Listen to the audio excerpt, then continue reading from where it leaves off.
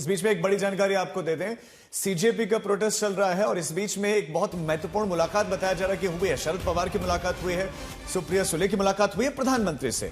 आपको ये भी बताते हैं कि वो सीजेपी के प्रोटेस्ट में भी गए थे, वहां पर मुलाकात उनकी होती, लेकिन उसके बाद एक तस्वीर ये है जो हम आपको दिखा रहे हैं। शरद पवार प्रधानमंत्री मोदी के साथ उनकी मुलाकात, और दोनों काफी देर तक बातचीत करते हुए दिखाई दिए हैं। हाव भाव चेहरे पर मुस्कुराहट भी दिखाई दे रहे। तो पीएम मोदी से शरद पवार की मुलाकात, क्या बातचीत हुई, अब इसके बारे में तो जानकारी नहीं है, लेकिन मुलाकात इस गहमा गहमी के बीच में इंपॉर्टेंट जरूर है। हिमांशु मिश्रा में सहयोगी जुड़ गए हैं। हिमांशु, ये महाराष्ट्र की सियासत को लेकर मुलाकात है या फिर सीजेपी प्रोटेस्ट को लेकर? क्योंकि कल हमने सुप्रिया सुले को राहुल गांधी के साथ देखा था प्रोटेस्ट में। राजनीतिक चीजें जो होती है ना, उसका अंदाजा लगाना थोड़ा मुश्किल होता है।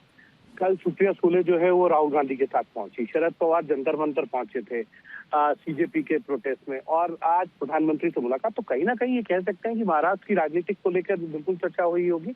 और शरद पवार कई बार ऐसे सोशल इश्यूज को लेकर जाते हैं, ऐसे सामाजिक विषयों को लेकर जाते हैं और प्रधानमंत्री से अपील करते हैं कि इन सब चीजों को किया जाए, चाहे वो किसानों का मुद्दा हो या अन्य कई मुद्दे हो, उन पर जाके प्रधानमंत्री से मुलाकात भी करते हैं।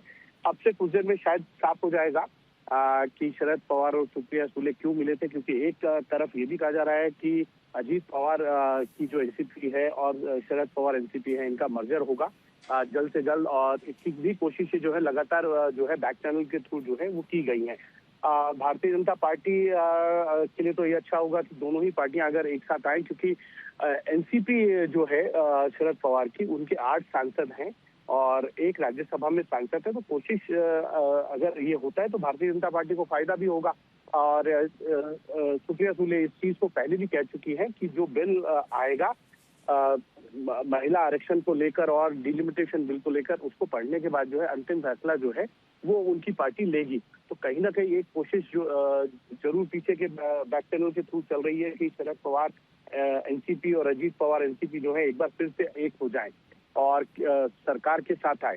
लेकिन क्या इस पर बातचीत हुई है या किसी अन्य जो है सामाजिक मुद्दे पर बातचीत हुई है, ये अभी साफ नहीं हो पाया है।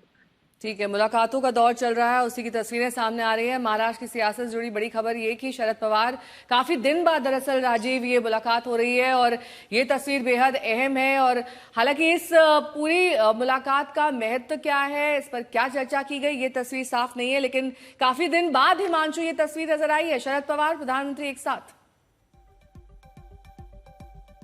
हिमांशु का हम रुक करेंगे, लेकिन आपको यह भी बता दें कि इसी मॉनसून सत्र को लेकर कई तरह की चर्चाएं थी कि परिसीमन बिल आ सकता है, फिर महिला आरक्षण का बिल आ सकता है, तो इस पर भी हो सकता है कि एनसीपी शरद गुट समर्थन दे दे, इस तरह की खबरें भी थी। और इन्हीं तमाम चीजों के बीच में ये मुलाकात हुई है।